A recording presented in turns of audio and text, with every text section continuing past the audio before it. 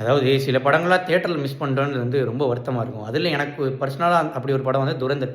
ஒரு 3 1/2 மணி நேரம் படத்த நான் வந்து ஒரு டல் மூமெண்ட்ஸே இல்லாம பார்த்ததே கிடையாது. 1 மணி நேரம் முழுசா ஒரு படம் என்ன எவ்வளோ என்கேஜ் பண்ணும் நான் வந்து நெனச்சே பார்த்ததில்ல. 3 1/2 மணி நேரம் பீக் ரைட்டிங். ஒரு சீன் கூட நம்மளுக்கு வந்து போர் அடிக்காம வந்து இல்ல. எல்லா சீனும் பெர்ஃபெக்ட்டா எழுதப்பட்டிருக்கு. மேக்கிங் அந்த அளவுக்கு வந்து பண்ணியிருக்காங்க. செட் ஒர்க்லாம் அவ்வளோ பயங்கரமா இருக்கு இந்த படத்துல.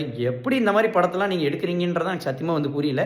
இதுல ஆதித்யா தாரோட அந்த யுஆர்ஐ படமும் எனக்கு ரொம்ப ரொம்ப பிடிக்கும். அந்த சர்ஜிக்கல் ஸ்ட்ரைக் செம்மையா இருக்கும் அந்த படமும். அண்ட் இந்த படத்துல ரன்வீர் சிங் வந்து ஆக்சுவலி வாழ்ந்திருக்காரு. ஹம்சா, அலியா மத்தவங்கள டிசீவ் பண்ணும்போது ஸ்மார்ட்னஸ காட்டுறது சரி, அதே மாரி அவரு வந்து உண்மையிலேயே அந்த பாகிஸ்தானி முஸ்லீமாவே வந்து ட்ரான்ஸ்ஃபார்ம் ஆயி உங்களுக்கு கொஞ்சம் கூட ஒரு இந்தியன்னு எந்த சீன்லயும் டவுட் வராத மாரி நல்லா ரிசர்ச் பண்ணி வந்து நடிச்சிருக்காரு. பயங்கரமா வந்து பண்ணியிருக்காரு.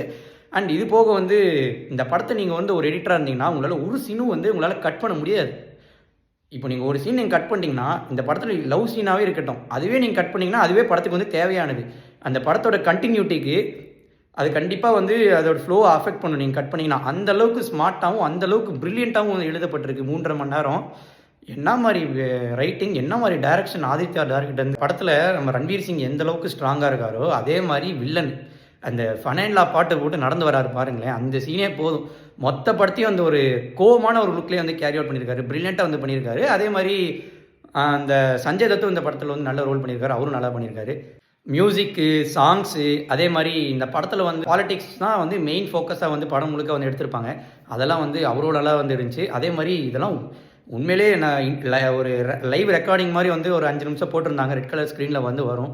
அதெல்லாம் பார்த்தோனே உண்மையிலேயே எங்களுக்கு வந்து ட்ராமடைஸ் ஆயிடுச்சு. இந்த அளவுக்கு நம்ம இந்தியால வந்து 2008ல இப்படி ஒரு அட்டாக் நடந்திருக்கான்ற மாரி ஆக்சுவலி எனக்கு வந்து அவ்வளோ பயமா வந்து இருந்துச்சு.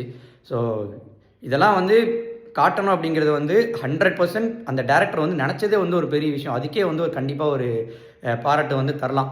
ஸோ பீக் சினிமா கண்டிப்பா நீங்க வந்து ஓடிடில நீங்க தியேட்டர்ல மிஸ் பண்ணீங்கன்னா, ஓடிடில வந்து மிஸ் பண்ணிறாதீங்க. தயவு செஞ்சு போய் பாருங்க இந்த படத்த.